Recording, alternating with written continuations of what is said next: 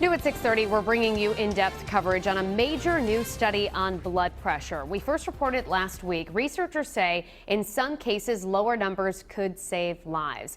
And Dr. Frank Sellke co-chaired the American Heart Association scientific sessions in Orlando, where this landmark announcement was made. So thank you so much for being with us to talk about this important topic.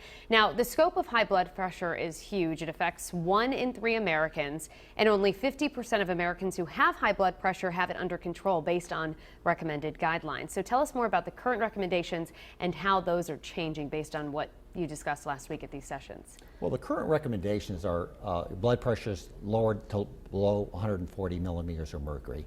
That's where the guidelines have been for a number of years. There have been a number of trials that have looked at if this lower blood pressure target, 120, would be more beneficial. And this study was stopped prematurely because the findings were so dramatic. There was a 25% reduction in mortality and in the primary outcome when the pressure was brought below 120 as opposed to 140.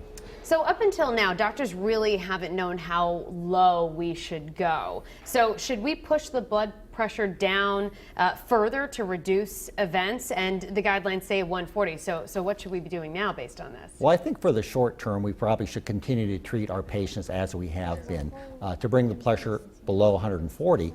And this trial only examined a certain group of patients. Those above the age of 50, they had risk factors for cardiovascular disease, and they could not be diabetic.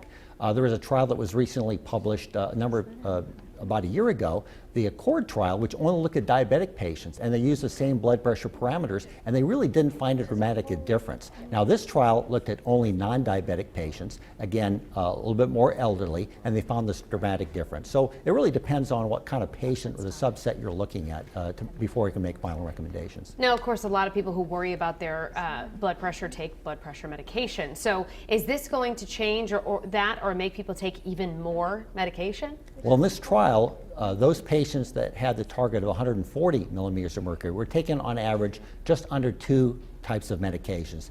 Those that had the more aggressive treatment were taking almost 3 medications. In addition, the number of adverse events with regard to kidney failure, passing out was greater in those patients that had the more aggressive treatment for high blood pressure. So again, we don't really know for sure. We think the guidelines are probably going to mandate a greater reduction in blood pressure, but it really depends on which patient population you're looking at. Yeah, almost not just doctors that are going to have to change the way they're doing things, but maybe drug companies as well.